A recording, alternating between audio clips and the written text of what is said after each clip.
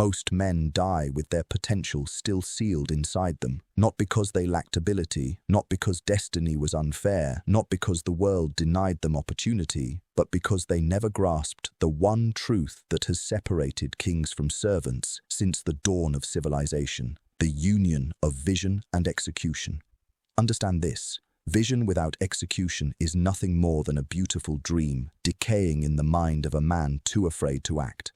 And execution without vision is blind force, reckless, wasted, and ultimately meaningless. But the man who masters both, that man doesn't just win, he becomes inevitable. While ordinary men react to the world around them, the king is already 3 moves ahead, operating from a mental landscape so vast, so calculated, that to everyone else he seems almost supernatural. And that is exactly the point. Machiavelli understood this deeply. He wrote that a prince must be both the lion and the fox, strong enough to crush his enemies and clever enough to ensure they never see him coming. But before you can become either, you must first become the architect. You must develop what I call the king's mind, a mental system built not on hope, not on emotion, not on what feels comfortable, but on cold clarity, long-term vision, and an almost ruthless dedication to your own rise. Most men think small because they were taught small. They were given a limited version of reality by limited people, and they accepted it without questioning. The king rejects that. He burns the map he was handed and creates his own.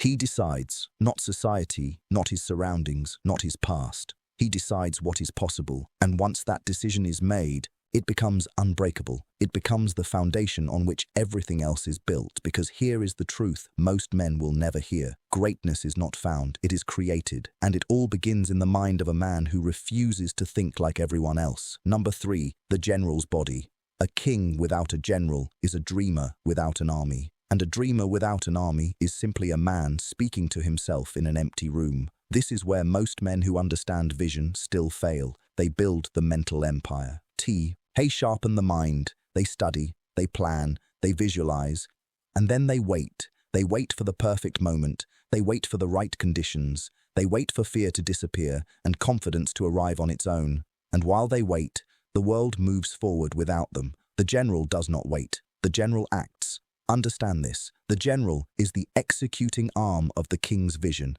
He is the one who takes the grand design, removes emotion from it, breaks it into strategy, and drives it forward with cold, relentless discipline. He does not need to feel motivated. He does not need perfect conditions. He does not need applause, validation, or the comfort of certainty. He needs only one thing: orders. And when you become both the king and the general within yourself, you become your own command. You stop waiting for someone to tell you it's time.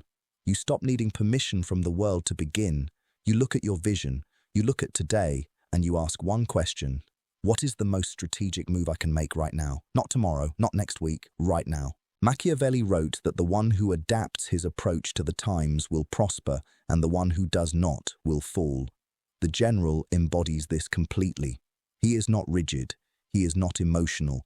He is not attached to how things should unfold. He is only committed to where they must arrive. He adjusts his methods without ever compromising his mission. He absorbs setbacks like a soldier absorbs rain, without complaint, without collapse, without losing direction, because the general understands something the ordinary man refuses to accept. Discomfort is not a signal to stop. It is a signal that you are finally moving. Drop "I think like a general" in the comments if this is hitting different. Let me see your minds waking up. Number 4, the Machiavellian formula. Now we arrive at the core, the point where philosophy stops being theory and starts becoming a weapon, because everything I've told you so far, the king's mind, the general's execution, means nothing without the formula that binds them together. And this formula is not taught in schools. It is not posted on motivational pages.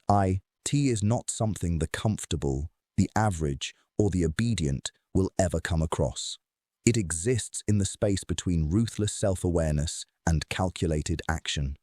It lives in the philosophy of a man who looked at power with completely unfiltered eyes and explained exactly how it works.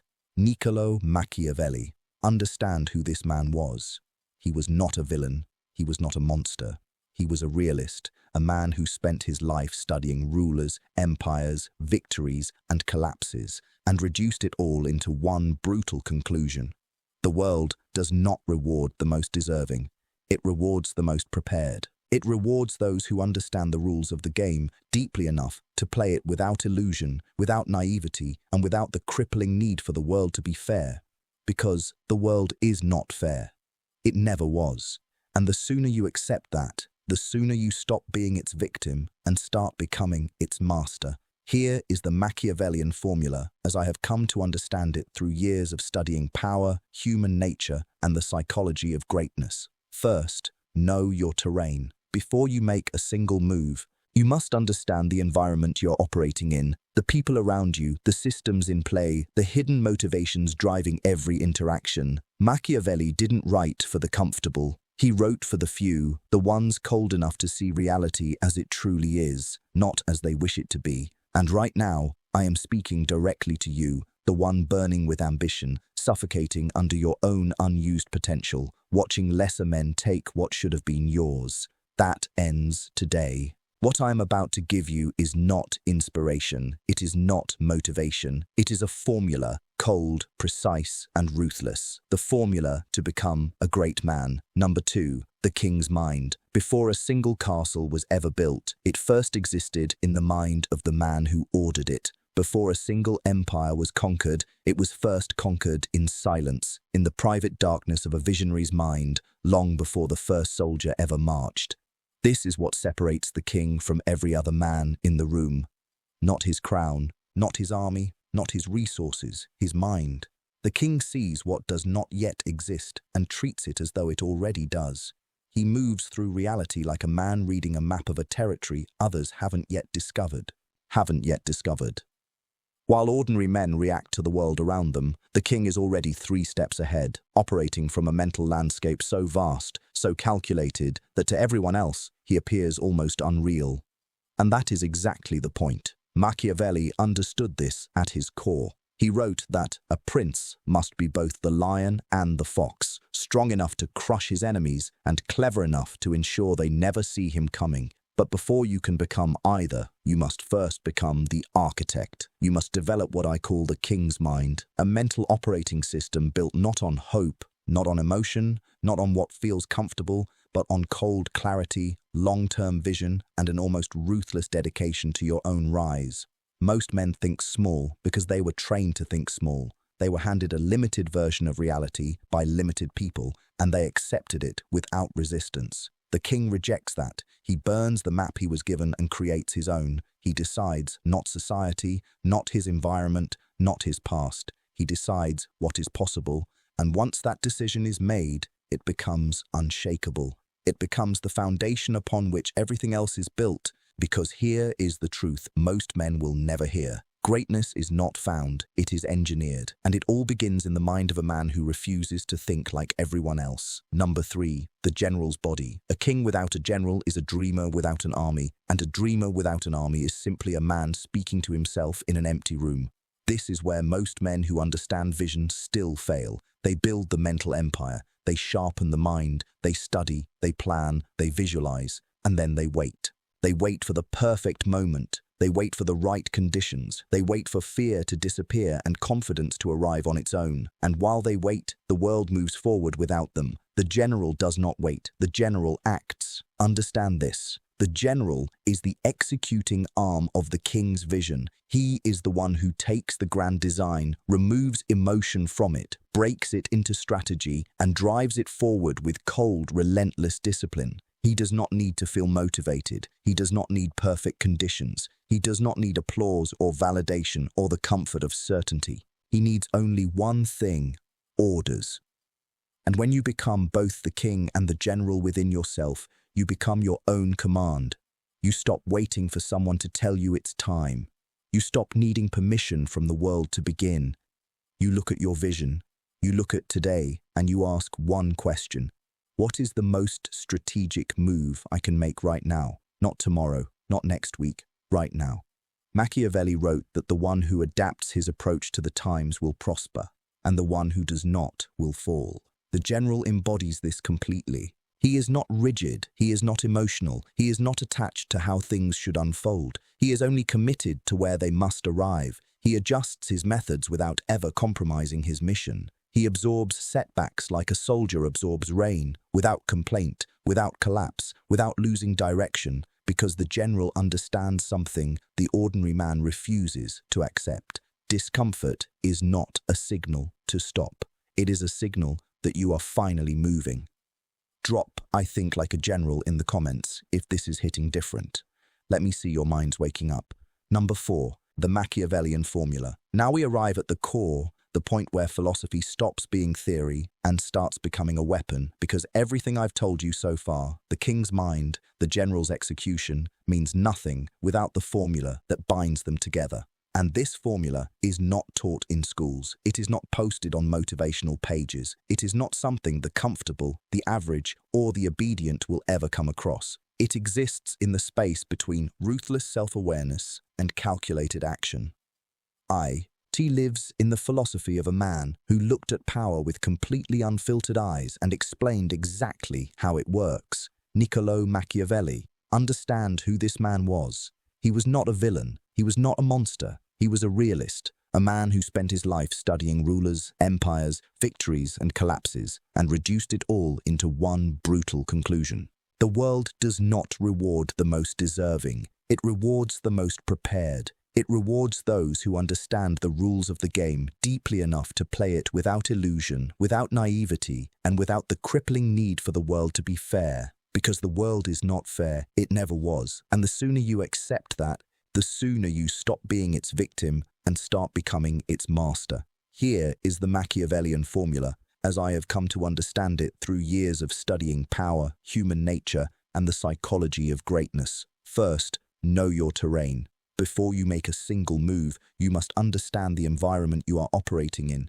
the people around you, the systems in play, the hidden motivations driving every interaction. Most men are so focused on their own desires that they remain completely blind to the battlefield they are standing on. The king surveys everything before he acts. The general maps the territory before he advances. You must do the same. Second, control your image. Machiavelli was direct about this. Perception is power. How you are seen determines how you are treated, what opportunities come your way, and how much resistance you encounter.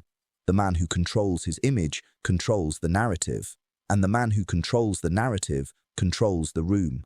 You must become intentional in how you speak, how you carry yourself, how you respond under pressure, and most importantly, how you remain composed when everything around you is falling apart. Composure is dominance made visible. Third, move in silence. This is perhaps the most violated principle among ambitious men. They feel the fire of their vision and they announce it. They share their plans before those plans have strength. They seek validation before they seek results. And in doing so, they leak their power into the air before it can ever be focused into action. The lion does not announce the hunt. The general does not reveal the strategy. And the great man does not broadcast his becoming. He simply becomes and lets the results speak louder than any announcement ever could. Fourth, never stop adapting.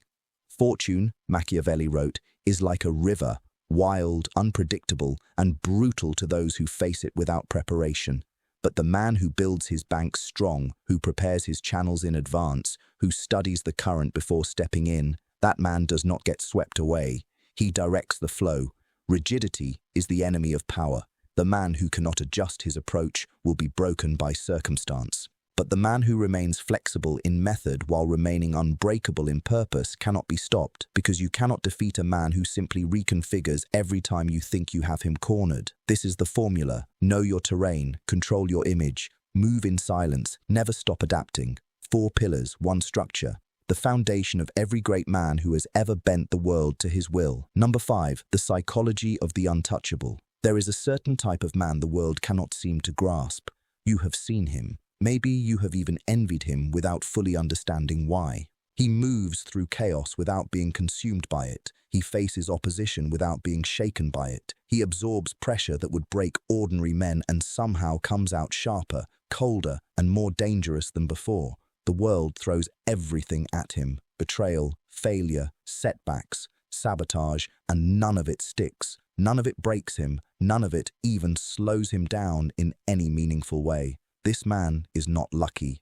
He is not superhuman. He is not protected by some invisible force that others are denied. He is simply operating from a psychological structure that most men never bother to build. He has become, in every sense of the word, untouchable. And today, I am going to break down exactly how he got there, because this is the part that changes lives, if you are paying close attention.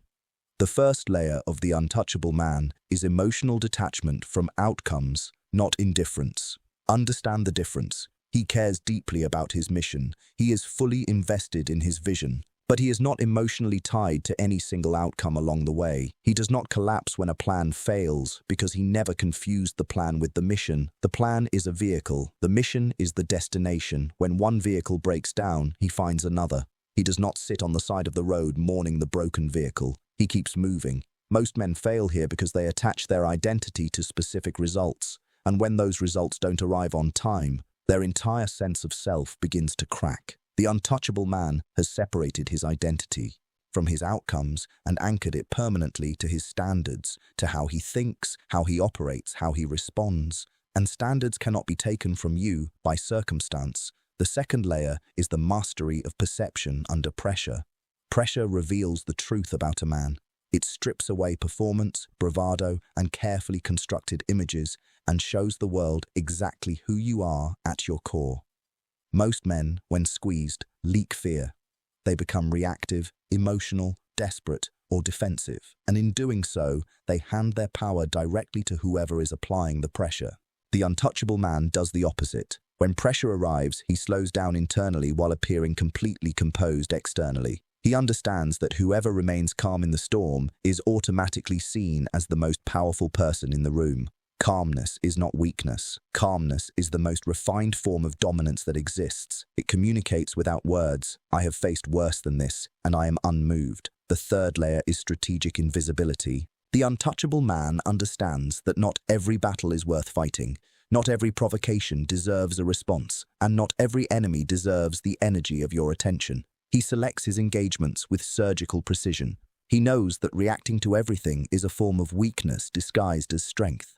The man who responds to everything is a man who can be controlled because all his opponents need to do is pull the right trigger and watch him react on command. The untouchable man refuses to perform. He refuses to be baited. He refuses to spend his most valuable resource, his focus, on battles that do not advance his position. He conserves his energy like a general conserves his strongest soldiers. He deploys himself only when the moment demands it and the stakes justify it. The fourth, and perhaps most lethal layer, is the complete removal of the need for approval. This is where most men are quietly bleeding without realizing it. They make decisions based on how those decisions will be perceived. They suppress their ambition to avoid intimidating others. They shrink themselves to fit into rooms that were never designed for the size of their vision. And all of it, every compromise, every suppression, every strategic shrinking, is driven by one silent, corrosive need. The need to be liked, the need to be accepted,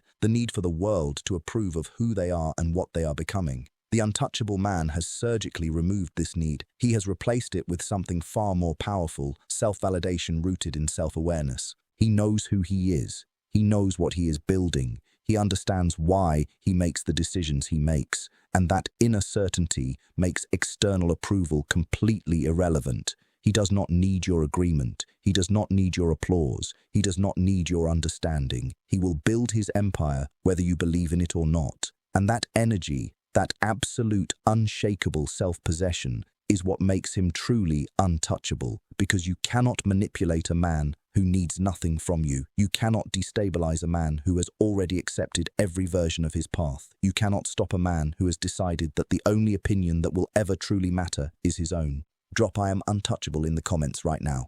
Say it like you mean it, because from this point forward, you are. Number 6, the dark side of greatness. No one talks about this part. The teachers avoid it. The mentors hint at it. The motivational speakers skip past it entirely because it doesn't sell well, it doesn't feel good, and it doesn't fit neatly into a short clip designed to make you feel inspired before you return to the same life you've always lived. But I am not here to make you feel comfortable. I'm here to make you great. And greatness has a dark side, a side that is cold, demanding, isolating, and at times deeply uncomfortable.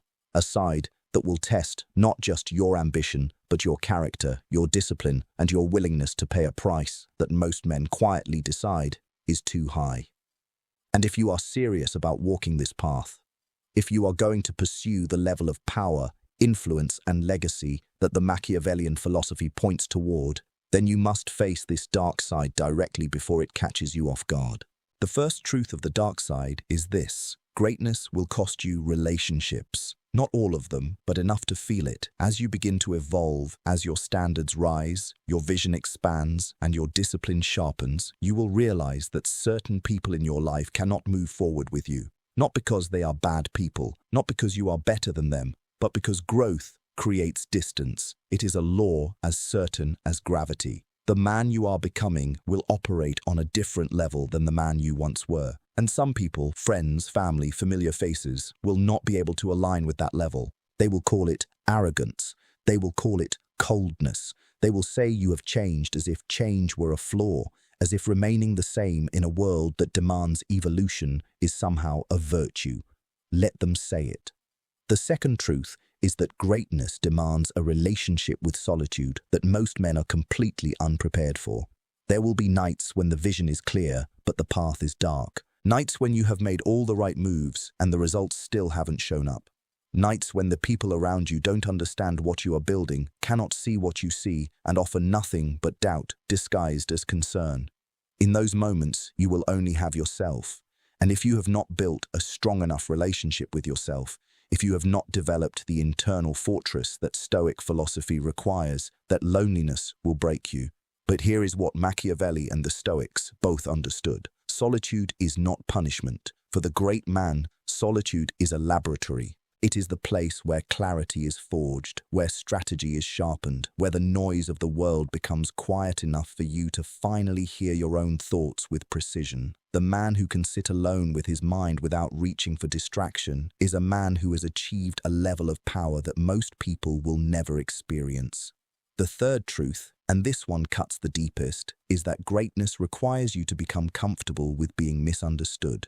The vision you carry belongs only to you. No one else has lived your exact combination of experience, pain, ambition, and clarity, which means no one else can fully see what you see. And when you begin to act from that vision, when you make moves that don't follow the expected script, when you sacrifice short-term comfort for long-term dominance, when you choose the hard right over the easy wrong, people will question you. They will doubt you. They will create stories about your intentions that have nothing to do with reality and everything to do with their own limitations. The Machiavellian man does not waste energy correcting these stories. He does not chase understanding from people whose minds are not yet equipped to understand him. He simply continues. He lets his direction speak. He lets his results answer every question his words never could, because the misunderstood man who keeps moving eventually becomes the legendary man that everyone claims they believed in from the beginning. The fourth dark truth is perhaps the most Machiavellian of all. On the path to greatness, you will have to make decisions that do not feel good, but are absolutely necessary.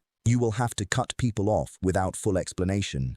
You will have to choose your mission over comfort, over convenience, over the feelings of people who mean well but cannot be prioritized. You will have to look at certain opportunities, certain relationships, certain versions of yourself and walk away from them with cold, deliberate intention, not out of cruelty but out of strategy, out of an unwavering commitment to the larger structure of your life. Machiavelli was brutally clear on this. The prince who hesitates out of sentiment, who clings to what is familiar at the cost of what is necessary, is a prince who will eventually be destroyed by his own softness. Sentiment is a luxury, strategy is a necessity, and the great man, above all else, chooses necessity. This is the dark side. Lonely roads, lost relationships, misunderstood intentions, necessary sacrifices. It is real. It is heavy, and it is the price of entry to a life that most men will only admire from a distance. The question, Tyon, is not whether you are willing to pay it. The question is whether you have finally decided that the life waiting on the other side is worth every single cost. Number 7. Power, patience, and the long game.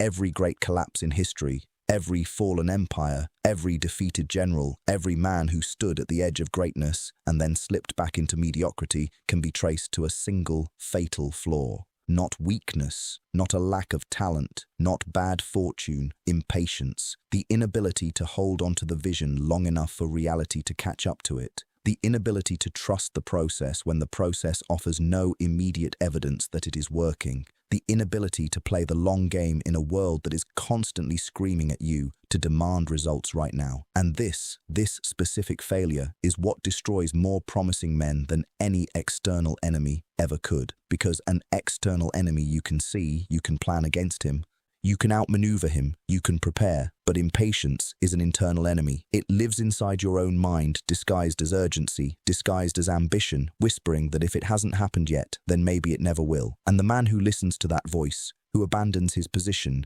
just before the tide turns, that man will spend the rest of his life wondering what would have happened if he had simply held on a little longer. Machiavelli understood the structure of time better than almost any philosopher before or after him. He studied rulers who rose slowly and held power for decades, and those who rose quickly and collapsed just as fast. And the pattern was always the same. The ones who endured were those who treated power not as a destination to sprint toward, but as a structure to be built brick by brick, decision by decision, sacrifice by sacrifice, over a timeline that most men simply did not have the psychological endurance to sustain. This is what I mean by the long game. It is not passivity. It is not patience in the lazy sense, sitting still and hoping time does the work for you. It is active patience. It is the discipline of continuing to plant seeds with full conviction when you cannot yet see a single result. It is the mental strength to keep executing at the highest level when the scoreboard does not yet reflect your effort. It is the strategic awareness to understand that every move you make today is compounding quietly beneath the surface, building a foundation that will one day support everything you have been working toward. The Stoics called this the reserve clause, the understanding that you give everything to your actions while releasing attachment to the timing of the results. You control the input with absolute precision and discipline. You release the output with complete calm and trust. This is not weakness. This is the highest form of psychological strength a man can develop because it requires you to act with full intensity while maintaining full composure, to care deeply about the destination while remaining completely undisturbed by the detours. Now understand this about power specifically. Power does not respect desperation. It never has, and it never will. The moment you begin chasing power with visible hunger, with urgency leaking through your composure, with need showing through your strategy, power moves away. It retreats like a shadow that disappears the moment you run toward it. But the man who builds himself, who sharpens his craft, who expands his value and refines his mind and moves with quiet, unhurried certainty, power moves toward him almost as if on its own, almost as if the universe itself recognizes the man who has mastered his internal chaos and decides, this one is ready. There is also a strategic dimension to patience that the Machiavellian mind must fully internalize. Not every enemy needs to be confronted today. Not every opportunity needs to be seized in this moment. Sometimes the most powerful move on the board is to wait, to allow your opponent to overextend, to let the situation reveal itself more clearly, to let time do the dismantling that your direct action would only complicate. The great general does not always charge. Sometimes he holds position, conserves strength, and watches patiently as the enemy exhausts itself against the resistance it expected to break. And then, when the moment is right, when the timing is precise, when the advantage is undeniable, he moves, not with haste, not with emotion, but with precision. That is the long game. That is the union of power and patience that Machiavelli pointed toward, and that history has proven again and again in the lives of every man who built something that outlasted him. You are not behind. You are not too late. You are not failing because the results have not appeared yet. You are building, and the man who continues building with vision, discipline, cold patience, and unwavering belief will one day stand on something so solid, so undeniable, so completely his, that the wait will not just have been worth it, it will have been necessary. Number 8, the enemies within. You have studied the external game, you understand vision, you understand execution, you understand power, patience, and the psychological structure of the untouchable man. But there is a war that never appears in strategy books, never gets discussed in rooms where powerful men gather, and never shows up on any battlefield that the naked eye can see. It is the war happening inside you, and I will tell you something most men spend their entire lives avoiding. Your greatest enemies are not outside of you. They are not your competitors, your critics, your circumstances, or the systems that seem designed to hold you back. Your greatest enemies wear your face. They speak in your voice. They live in the private corridors of your own mind, and they have been sabotaging your rise from the very beginning with a precision so subtle, so familiar, so deeply embedded into your daily patterns that you have mistaken them for truth. The first enemy within is self-doubt disguised as realism. This is the most dangerous form fear has ever taken. It does not present itself as cowardice. It presents itself as logic. It tells you to be practical. It tells you to be reasonable. It points to the distance between where you are and where you want to be and whispers, "Who do you think you are?" And because it sounds rational, because it speaks calmly instead of panicking, most men accept it as wisdom. They allow it to control their decisions. They let it shrink their vision into something their fear can manage, and they call it realism when in truth it is fear. The Machiavellian mind rejects this completely. Machiavelli understood that fortune favors the bold not as a poetic idea, but as a practical observation of how reality actually works. The man who acts with boldness, who moves from vision instead of fear, who refuses to let doubt disguise itself as wisdom, that man bends reality in ways the cautious man will never experience. The second enemy within is comfort. Comfort is the most seductive trap ever created. It does not feel like a trap. It feels like a reward. It feels like peace. It feels like something you have earned, and perhaps in small amounts at the right time, it is. But constant comfort, the kind that becomes a lifestyle, the kind that makes you choose ease over growth again and again, is nothing more than slow destruction wearing a pleasant face. Every time you choose comfort over the difficult action your vision demands, you are not resting, you are retreating. You are surrendering ground to the version of yourself that will never become great. The third enemy within is inconsistency, the silent destroyer of all potential. Talent means nothing without consistency. Vision means nothing without consistency. Even the most brilliant strategy collapses under the weight of inconsistent execution. The great man is not always the most naturally gifted man in the room. He is the most dependable man in the room. Dependable to his vision, dependable to his standards, dependable to the daily disciplines that compound quietly until one day they produce results so powerful that the world calls it overnight success. It was never overnight. It was the accumulation of every day he showed up when he didn't feel like it, every rep completed in silence, every decision aligned with the mission. When the easier option was right there, tempting and ultimately destructive. Defeat these three enemies within, self-doubt, comfort, and inconsistency, and you will have cleared the internal battlefield. You will have removed the saboteur from your own camp. And a man with no internal enemies is a man whose full power is finally, completely, and dangerously available to be directed outward at the world. Number 9, the legacy architecture. Every man who has ever been remembered, truly remembered, not just briefly acknowledged, but permanently carved into the fabric of history, was a man who thought beyond himself, beyond his own comfort, beyond his own lifetime, beyond the narrow window of his own existence on this earth. He was a man who asked a question that the ordinary mind rarely has the courage to even form. What will remain when I am gone? This is the question of legacy, and it is not a question for the old, not a question for the dying, not something to consider when the end is near and the time for building has already passed. It is a question for right now, for the man in the middle of his rise, for you. Machiavelli understood that the truly great rulers were not the ones who accumulated the most during their lifetime, but the ones who built something so strong, so deeply rooted, so structurally sound that it continued to generate power, influence, and impact long after they had left the stage. This is legacy architecture. It is the intentional, strategic construction of a life that outlasts the one living it. It is building not just for today's results, but for tomorrow's foundation, not just for personal gain, but for lasting impact, not just for the applause of the present moment, but for the silent, permanent respect of history. Begin by understanding that legacy is not built in grand gestures. It is not built in single moments of brilliance or isolated acts of greatness. It is built in the daily standard you hold yourself to when no one is watching. It is built in the quality of the work you produce when there is no immediate reward for doing it well. It is built in the people you influence, the minds you sharpen, the standards you raise simply by refusing to lower your own. Your life, lived at its highest level, becomes a blueprint that others will follow long after you are gone. That is the deepest form of power that exists, not power over people, not power over circumstances, but power over time itself, the ability to reach forward through the years and shape a world you will never personally experience.